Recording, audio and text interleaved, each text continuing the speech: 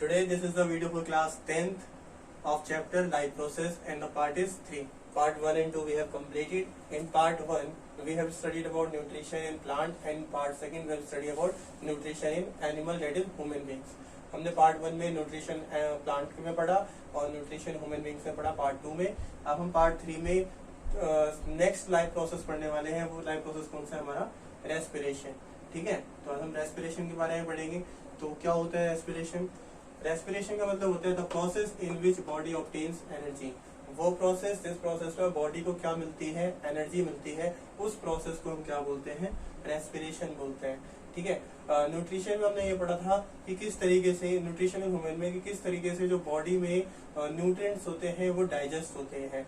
जो complex food होता है वो कैसे सिंप्लीफाइड फूड बन जाता है, मतलब कार्बोहाइड्रेट कन्वर्ट हो जाता है ग्लूकोज में, प्रोटीन कन्वर्ट होता है अमीनो एसिड में, फैट कन्वर्ट होता है फैटी एसिड में, ग्लाइसरॉल में. अब वो जो फूड बना वो फूड किस तरीके से हमारी बॉडी ऑब्टेन करती है, उस फूड में से बॉडी कैसे एनर्जी ऑब्टेन करती है, उस प्रोसेस को हम क्या बोलते हैं? रेस्पिरेशन बोलते हैं.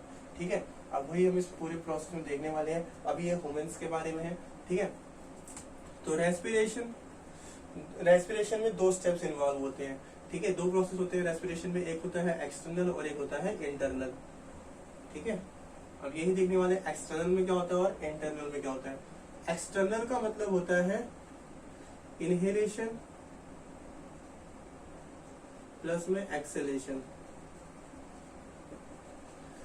एक्सटर्नल रेस्पिरेशन जो होता है उसमें क्या होता है? इनहेलेशन प्लस में एक्सेलेशन, और इसी को बोलते हैं हम क्या? ब्रीथिंग बोलते हैं.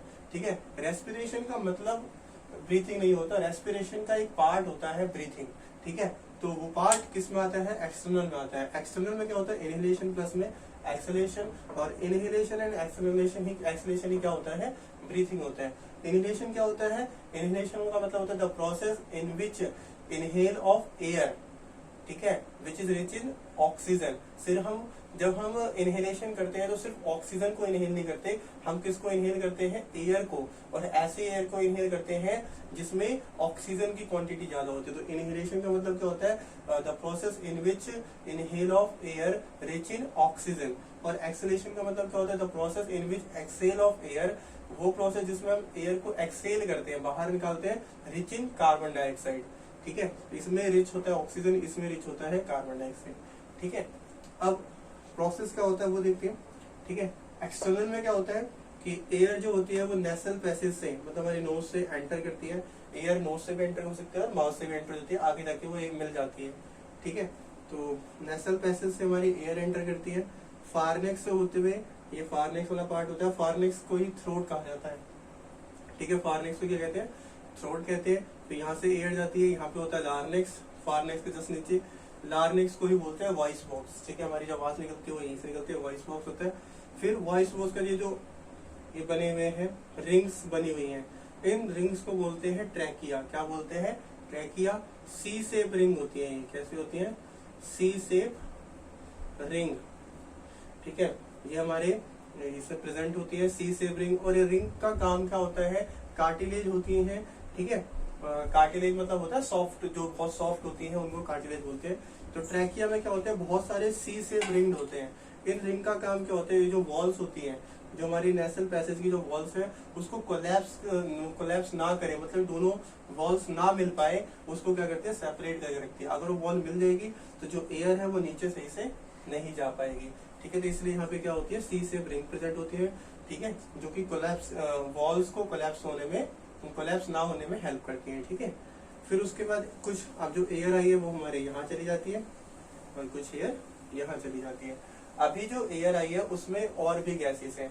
ठीक है, तो हमारा जो लंग्स है वो सिर्फ किसको एब्जॉर्ब करेगा? ऑक्सीजन को एब्जॉर्ब करेगा. तो कैसे होता है वो? अब ये जो एयर आई दो पार्ट में डिवाइड हुई, इसको क्या बोलते हैं? ब्रोंकी बोलते हैं. क्या बोलते हैं? ब्रोंकी. ये वाला पार्ट और ये वाला पार्ट जो है इसे क्या बोलते हैं? ब्रोंकी बोलते हैं.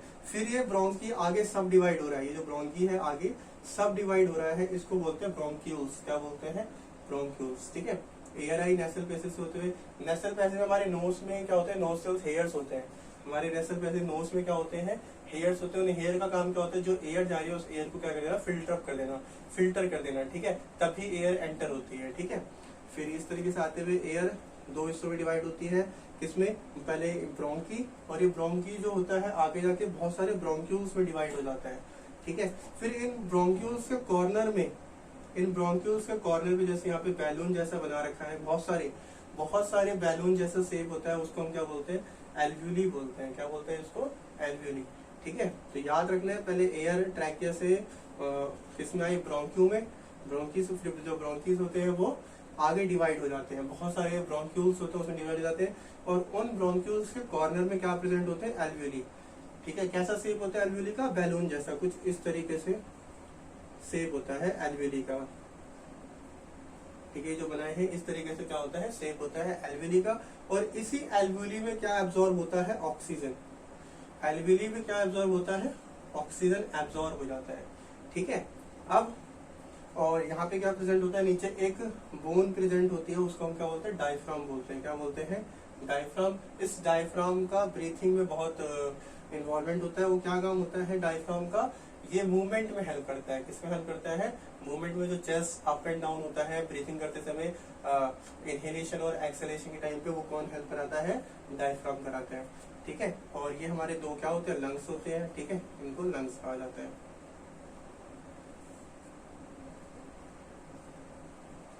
ये लंग्स होते हैं। तो ये हमारा क्या था? पूरा ब्रीथिंग सिस्टम था, ठीक है। किस तरीके से एयर आई, एल्व्यूली तक पहुंची। एल्व्यूली के अंदर क्या एब्जॉर्ब होता है? ऑक्सीजन। तो ये था हमारा एक्सटर्नल रेस्पिरेशन। अब ये जो ऑक्सीजन है वो किसके पास जाएगा? ये ऑक्सीजन जाएगा हमारे सेल्स के पास, जो हमारी डिफरेंट सेल्स है बॉडी के अंदर, उनके अंदर जो फूड पहुंचा है, जो हमने न्यूट्रिशन में पढ़ा था कि किस तरीके से स्मॉल इंटेस्टाइन में पूरा फूड एब्जॉर्ब हो जाता है, ठीक है। जो फूड बना वो क्या हो जाता है? एब्जॉर्ब हो जाता है। स्मॉल इंटेस्टाइन के पास क्या प्रेजेंट होती है? बहुत सारी विलीज प्रेजेंट होते हैं, उस विलीज में होते हैं ब्लड वेसल्स, और हमारा फूड उसमें जाके एब्जॉर्ब हो जाता है।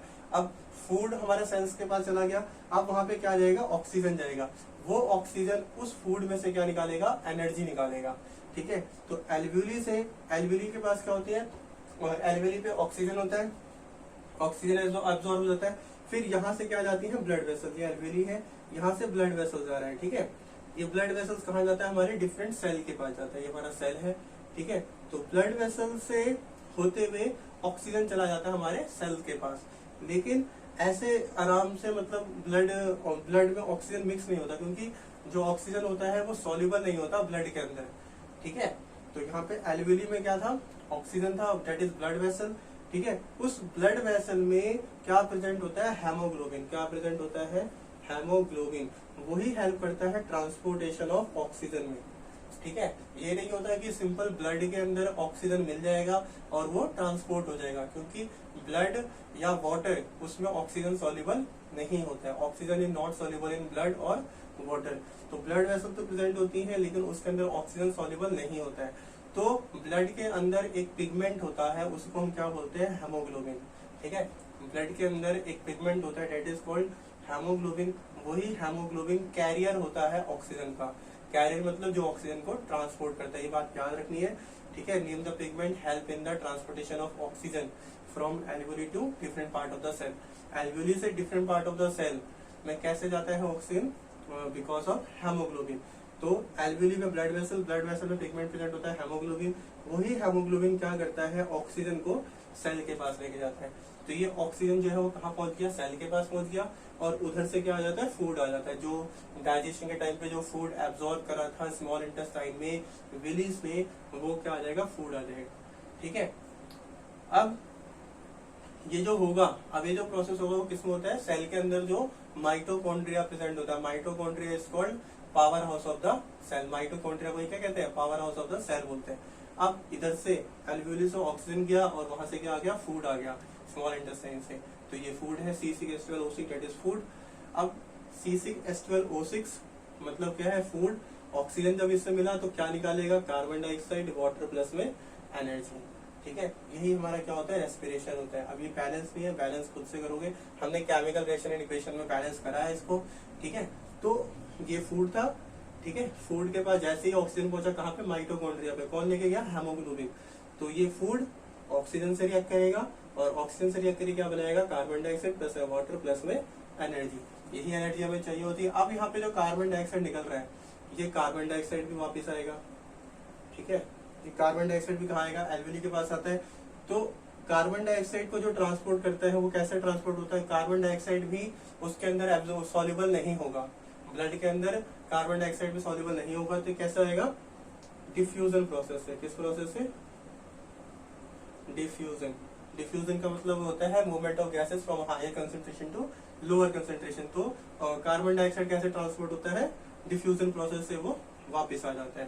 तो यही क्या था हमारा रेस्पिरेशन होता है। अब आगे क्या है, यहाँ पे एनर्जी बनी। अब ये एनर्जी क्या होगी, ये एनर्जी स्टोर होती है। क्या होगी एनर्जी, क्योंकि जब हम वर्क कर रहे हैं तब एनर्जी यूज, ये नहीं कि जैसे हमने खाया वैसे ही एनर्जी यूज होनी स्टार्ट हो जाएगी। जब हमने खाना खाया उसके बाद वो एनर्जी स्टोर होगी कहीं पे, तो वो एनर्जी कहाँ पे स्टोर होती है, वो एनर्जी स्टोर होती है एटीपी में। कहाँ पे स्टोर होती है, एटीपी में। अब ये एटीपी क्या होता है, हमारे सेल्स के अंदर, हमारे सेल्स के अंदर क्या प्रेजेंट होते हैं, एडीपी प्रेजेंट होते हैं। क्या प्रेजेंट होते हैं, एडीपी। एडीपी की फुल फॉर्म होती है एडिनोसाइन डाइफॉस्फेट, एडिनोसाइन डाइफॉस्फेट। तो हमारे सेल्स के अंदर क्या प्रेजेंट होते हैं, एडीपी प्रेजेंट होते हैं, एडीपी। तो ए और ये फॉस्फेट, कितने फॉस्फेट होंगे, 2 फॉस्फेट, एडिनोसाइन डाइफॉस्फेट। डाई का मतलब क्या होता है, 2, ठीक है। तो हमारे सेल के अंदर ये एडीपी प्रेजेंट होते हैं, और यहाँ पे कुछ फॉस्फोरस भी प्रेजेंट होते हैं, ऐसे जो अकेले होते हैं, अलोन होते हैं, ठीक है। 2 फॉस्फोरस तो साथ में होते हैं, ठीक है, इसीलिए एडिनोसाइन डाइफॉस्फेट। और कुछ फॉस्फोरस ऐसे होते हैं, और जैसे ही ये रेस्पिरेशन रिएक्शन होती है, रेस्पिरेशन होगा, एनर्जी निकलेगी, इस एनर्जी के वजह से ये जो फॉस्फेट होगा वो यहाँ पर आके लग जाएगा।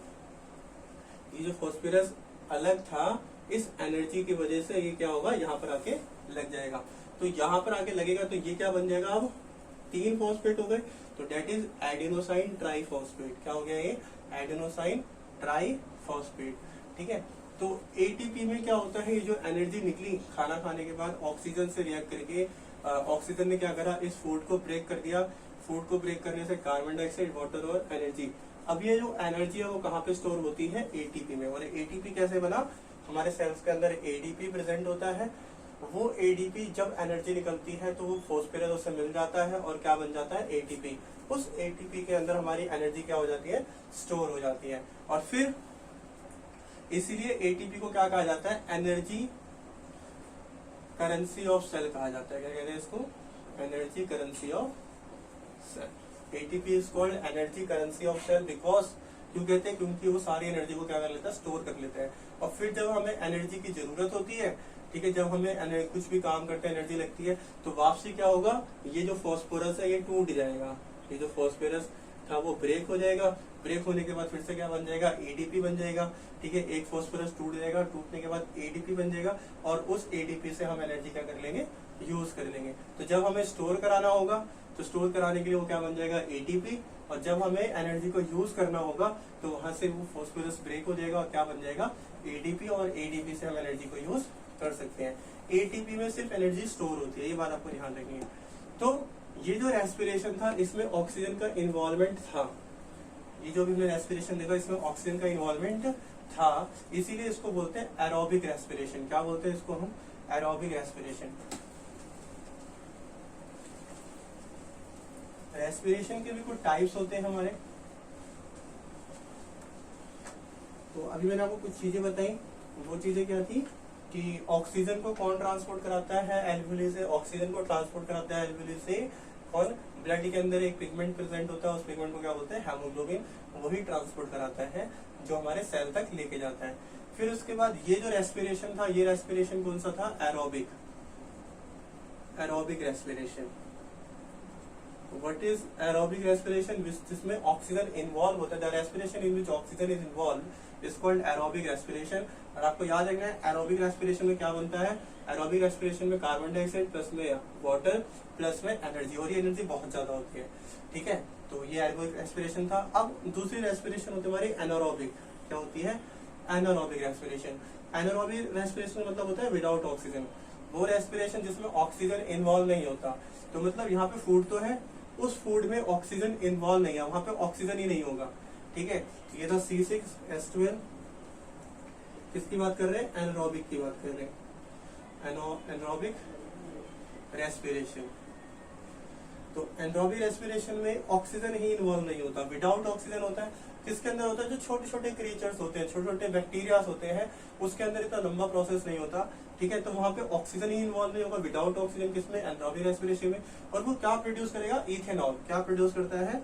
इथेनॉल, C2H5OH प्लस में लेस एनर्जी, ठीक है। तो आपको याद रखना है एनरोबिक रेस्पिरेशन में क्या होता है, जो फूड होता है वो ब्रेक डाउन तो होता है, ठीक है। यहाँ पर भी फूड ब्रेक डाउन हुआ, ठीक है। यहाँ पे फूड ब्रेक डाउन होता है लेकिन without oxygen, without involvement of oxygen. सिर्फ किसमें होता है? जो छोटे छोटे क्रिएचर होते हैं, लाइक ईस्ट। किसके अंदर होता है? ईस्ट के अंदर। और क्या बनाता है वो? इथेनॉल बना देता है। क्या बनाता है? इथेनॉल वही है, क्या है ये? एल्कोहल, ठीक है, वही एल्कोहल है। और लेस एनर्जी, क्योंकि यहाँ पे ऑक्सीजन का इन्वॉल्वमेंट था, इसीलिए यहाँ पे एनर्जी बहुत ज्यादा निकलती है, हाई एनर्जी निकलती है। यहाँ पे एनर्जी कम निकलती है। तो ये हमारा सेकंड टाइप ऑफ रेस्पिरेशन था। पहला क्या था? Aerobic respiration. सेकंड क्या था? Anaerobic respiration. अब हमारा क्या है? Respiration in muscle cell. कई बार क्या होता है, जो हमारे मसल सेल्स होते हैं, ठीक है, उन मसल सेल में ऑक्सीजन उतना नहीं पहुंच पाता जितना रिक्वायर्ड होता है। जितना यहाँ पहुंच रहा है, नॉर्मल पहुंचता है, उतना हमारा ऑक्सीजन मसल सेल्स में नहीं पहुंच पाता। कब होता है? जब हम रनिंग करते हैं, ठीक है, एक्सरसाइज करते हैं, उस समय पे हमें ऑक्सीजन की ज्यादा रिक्वायर्ड होती है। तो उस समय पे ऑक्सीजन क्या हो जाता है? लिमिटेड हो जाता है। तो रेस्पिरेशन इन मसल सेल जब लिमिटेड ऑक्सीजन होता है। ऑक्सीजन जब लिमिटेड होता है तो यहाँ पे रेस्पिरेशन इन मसल सेल्स कब? जब लिमिटेड ऑक्सीजन होता है। तो जब लिमिटेड ऑक्सीजन होता है तो वहां पे आ जाते हैं बॉडी के अंदर क्रैम्प्स। क्या आ जाते हैं? क्रैम्प्स आ जाते हैं, ठीक है। अब वहां पे क्या होता है? जब रेस्पिरेशन इन मसल सेल होगा लिमिटेड ऑक्सीजन में, मतलब वॉकिंग करते समय, रनिंग करते समय, हैवी एक्सरसाइज करते समय, तो उस समय पे ऑक्सीजन होता तो है लेकिन उतना नहीं होता जितना यहाँ पर हमें नॉर्मल मिलता है एरोबिक में। तो उस समय पे क्या होता है? वो जो C6H12O6 फूड जो है ऑक्सीजन से रिएक्ट तो कर रहा है, लेकिन ये जो ऑक्सीजन है वो कैसी है? लिमिटेड है। तो वहां पे क्या बनता है? लैक्टिक एसिड बन जाता है। क्या बनता है? लैक्टिक एसिड प्लस में मॉडरेट एनर्जी। क्या बनता है? Moderate energy. और इस लैक्टिक एसिड के वजह से ही क्या आते हैं? क्रैम्प्स आते हैं। जो रनिंग करते समय हमारे मसल सेल्स में कई बार क्रैम्प आ जाते हैं, वो किसके वजह से आता है? लैक्टिक एसिड की वजह से, ठीक है। और मॉडरेट एनर्जी का मतलब क्या है? मॉडरेट एनर्जी का मतलब होता है ये जो एनर्जी निकली थी एरोबिक रेस्पिरेशन में, जो एनर्जी निकली है उससे कम, लेकिन एनरोबिक रेस्पिरेशन में जो एनर्जी निकलती है, लेस एनर्जी, उससे ज्यादा, ठीक है। ना तो बहुत कम निकलती है, ना ही बहुत ज्यादा निकलती है। कब? रेस्पिरेशन इन मसल सेल, ठीक है। तो ये हमारा पूरा क्या था? रेस्पिरेशन इन ह्यूमन था, ठीक है। अब इसके बाद कुछ हमारा रेस्पिरेशन इन प्लांट भी है। इस चैप्टर में मैंने आपको लाइफ प्रोसेस स्टार्टिंग में बताया गया था, पार्ट 1 में। हम इसमें प्लांट और ह्यूमन दोनों के बारे में पढ़ेंगे, ठीक है। तो ये सब रेस्पिरेशन किसमें था?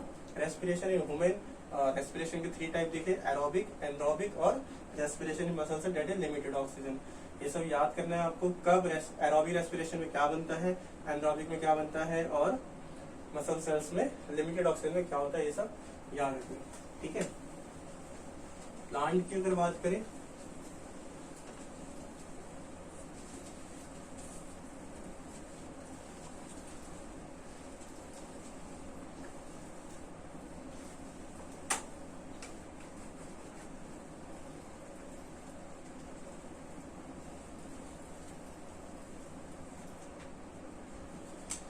तो respiration in plant,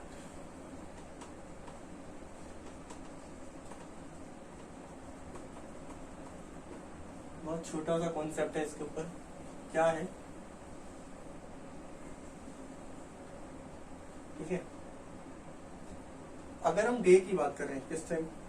day time की, दिन के टाइम पे बात कर रहे हैं, तो जो प्लांट होता है वो 2 चीजें करता है, एक फोटोसिंथेसिस भी और एक रेस्पिरेशन भी, ठीक है। इसी चीज में प्लांट हमसे क्या होता है? आगे होता है, क्योंकि जो ह्यूमंस होते हैं वो सिर्फ क्या करते हैं? रेस्पिरेशन करते हैं, ठीक है। लेकिन जो प्लांट होता है वो रेस्पिरेशन और फोटोसिंथेसिस दोनों करता है। कैसे करता है?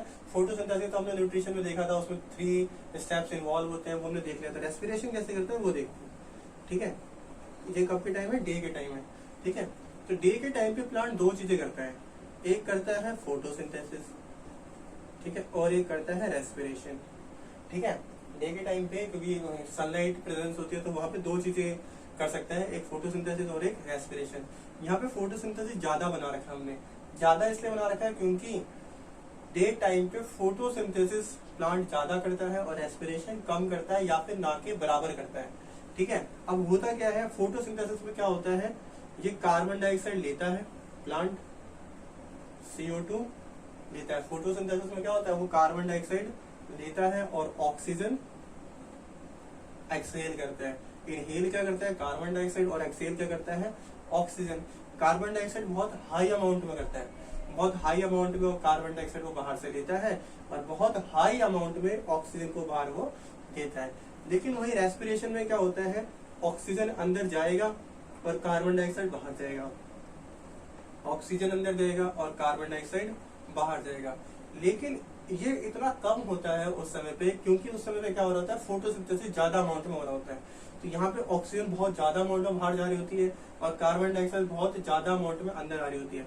तो जितनी ऑक्सीजन बाहर जाती है वो वहीं से ऑक्सीजन थोड़ी बहुत ले लेता है, ठीक है, बात समझ में आ रही है। तो जो ऑक्सीजन बाहर जा रही है उसी में से थोड़ी सी ऑक्सीजन वो ले लेता है रेस्पिरेशन के लिए, ठीक है। तो इस तरीके से उसको ऑक्सीजन मिलता है। लेकिन कार्बन डाइऑक्साइड ये जो बाहर जा रही थी, कार्बन डाइऑक्साइड बाहर जा ही नहीं पाती। क्यों नहीं जा पाती, क्योंकि उसको कार्बन डाइऑक्साइड चाहिए बाहर से। तो जब ये कार्बन डाइऑक्साइड रिलीज होता है तो ये यही चला जाता है फोटोसिंथेसिस के लिए, बात समझ में आ रही है। जो रेस्पिरेशन में कार्बन डाइऑक्साइड बाहर जाता है वो कार्बन डाइऑक्साइड बाहर ना जाके वो सीधा किस प्रोसेस के लिए यूज हो जाता है, फोटोसिंथेसिस के टाइम पे ही यूज हो जाता है, ठीक है। तो इस तरीके से रेस्पिरेशन होता है कब, डे में, ठीक है। लेकिन नाइट में क्या होता है, नाइट में रेस्पिरेशन ज्यादा होता है, ठीक है, रेस्पिरेशन ज्यादा होता है और फोटोसिंथेसिस नेग्लिजिबल होता है। फोटोसिंथेसिस होता ही नहीं क्योंकि वहां पे लाइट प्रेजेंट नहीं होती, अगर होता भी होगा तो बहुत ना के बराबर ही होता होगा। तो इसमें क्या होता है, कार्बन डाइऑक्साइड अब ज्यादा बाहर निकलता है, ठीक है। रेस्पिरेशन हो रहा है तो कार्बन डाइऑक्साइड ज्यादा बाहर निकलेगा और ऑक्सीजन अंदर जाएगा प्लांट के पास। इसीलिए कहा जाता है कि रात के टाइम पेड़ों के पास हमें नहीं रहना चाहिए। क्यों नहीं रहना चाहिए, क्योंकि वहां से कार्बन डाइऑक्साइड का जो अमाउंट होता है ज्यादा बाहर निकलता है। कब, नाइट में। नाइट के टाइम पे हमें पेड़ों के पास खड़ा नहीं रहना चाहिए। क्यों, क्योंकि उस समय पे प्लांट सिर्फ क्या करता है, रेस्पिरेशन करता है, फोटोसिंथेसिस रात में नहीं करता है। तो रेस्पिरेशन करते हैं तो ज्यादा क्या बाहर निकलता होगा उस समय पे, कार्बन डाइऑक्साइड, और ऑक्सीजन कम जाता होगा। तो कार्बन डाइऑक्साइड हमारे लिए क्या होता है, हार्मफुल। इसीलिए हमें do not stand near the plant, हमें कभी भी पेड़ के आसपास खड़ा नहीं होना चाहिए रात के टाइम पे, ठीक है। ये हो गया, इस तरीके से रेस्पिरेशन होते हैं किसमें, प्लांट में। फिर हमें एक चीज और इसमें बता रखी है, वो क्या है, एक्वाटिक एनिमल में। एक्वाटिक एनिमल जो होते हैं उनका जो रेस्पिरेशन रेट होता है बहुत फास्टर होता है। रेस्पिरेशन रेट क्या होता है, बहुत फास्टर होता है। अगर आप देखोगे एक्वेरियम वगैरह में जो फिशेस होती हैं वो जो रेस्पायर करती है वो बहुत तेज तेज करती हैं, ठीक है। क्यों होता है, क्योंकि अभी मैंने आपको बताया था ऑक्सीजन क्या होता है, वाटर के अंदर या ब्लड के अंदर इनसॉल्युबल होता है। तो वाटर मतलब H2O, ठीक है। जो भी एक्वाटिक एनिमल है, फिश वगैरह है, वो ऑक्सीजन किस में से लेंगी, वाटर में से लेंगी। लेकिन ऑक्सीजन वाटर के अंदर क्या होता है, इनसॉल्युबल। तो ऑक्सीजन की जो क्वांटिटी होती है वाटर में बहुत कम होती है। तो इसीलिए जो एक्वेटिक एनिमल होता है अपना ब्रीथिंग रेट, जो उनका ब्रीथिंग रेट होता है उसको क्या कर लेती है, बहुत तेज कर लेती है। तो जल्दी जल्दी अगर ब्रीथिंग करेंगे तो उनको थोड़ा ज्यादा ऑक्सीजन मिल पाएगा, ठीक है। क्योंकि ऑक्सीजन क्या होता है, कम होता है वाटर के अंदर, ठीक है। और कम क्यों होता है, क्योंकि ऑक्सीजन इनसॉल्युबल होता है वाटर में, इसलिए उनका ब्रीथिंग रेट बढ़ जाता है। ब्रीथिंग रेट बढ़ जाएगा तो वो ज्यादा ऑक्सीजन ले पाएंगे, ठीक है। ये था प्लांट और एक्वेटिक एनिमल के बारे में। और एक और है, एक और क्या है, रेस्पिरेशन इन ज़ेरोफाइट्स। क्या है, respiration in xerophytes. Respiration in xerophytes. तो ज़ेरोफाइट्स क्या होते हैं, डेजर्ट प्लांट। कौन होते हैं, डेजर्ट प्लांट, जिसे हम कैक्टस भी जानते हैं, ठीक है। तो जो ज़ेरोफाइट प्लांट होते हैं जैसे कि कैक्टस हो गया, ठीक है, ये रेस्पिरेशन कैसे करते हैं, तो कैक्टस प्लांट जो होते हैं, डेजर्ट प्लांट, वहां पे डेजर्ट प्लांट है तो वहां पे टेम्परेचर बहुत ज्यादा होता है। क्या होता है? टेम्परेचर बहुत ज्यादा होता है। तो और टेम्परेचर बहुत ज्यादा होगा तो उनको वाटर की जरूरत ज्यादा होगी। ठीक है, तो वो चाहते हैं कि वाटर उनकी बॉडी से, जो ज़ेरोफाइट्स होते हैं वो चाहते हैं कि वाटर उनकी बॉडी से कम लॉस हो।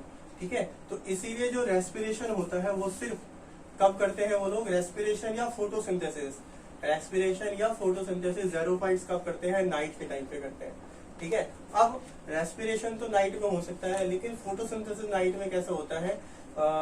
जो ज़ेरोफाइट्स होते हैं, रेस्पिरेशन या फोटोसिंथेसिस के टाइम पे एक्सचेंज ऑफ गैसेस होता है। क्या होता है? Exchange of gases. कभी कार्बन डाइऑक्साइड अंदर आती है, कभी ऑक्सीजन बाहर जाती है। तो एक्सचेंज ऑफ गैसेस अगर होता है तो कैसे होगा? और एक्सचेंज ऑफ गैसेस किसकी वजह से होता है? स्टोमेटा के ओपनिंग से होता है। स्टोमेटा ओपन होगा तब जाके एक्सचेंज ऑफ गैसेस होगा। लेकिन अगर xerophyte plant exchange of gases day के टाइम पे करते हैं, डे के टाइम पे अगर एक्सचेंज ऑफ गैसेस होगा तो गैसेस के एक्सचेंज के साथ साथ क्या हो जाएगा? वाटर का लॉस भी हो जाएगा वहां पे। वाटर का लॉस क्यों हो जाएगा? क्योंकि वहां पे टेम्परेचर क्या होता है? बहुत ज्यादा होता है। टेम्परेचर ज्यादा होने की वजह से जब एक्सचेंज ऑफ गैसेस होगा तो वहां पे वाटर लॉस भी हो जाएगा by the process transpiration. Transpiration का मतलब क्या होता है? कि वाटर का लॉस होना। तो डेजर्ट प्लांट है, टेम्परेचर बहुत ज्यादा होगा तो जैसे ही स्टोमेटा के पोर्स ओपन होंगे तो वहां पे वाटर लॉस होना स्टार्ट हो जाएगा। तो वो वाटर लॉस ना हो, इसीलिए जो ज़ेरोफाइट प्लांट्स होते हैं वो रेस्पिरेशन कब करते हैं? नाइट के टाइम पे। और फोटोसिंथेसिस कैसे करते हैं? फोटोसिंथेसिस तो उनको दिन में करना पड़ेगा। तो दिन में प्लांट क्या करते हैं? जो लाइट होती है, सनलाइट को ट्रैप, जो क्लोरोफिल होता है वो सनलाइट को क्या कर लेता है? ट्रैप कर लेता है।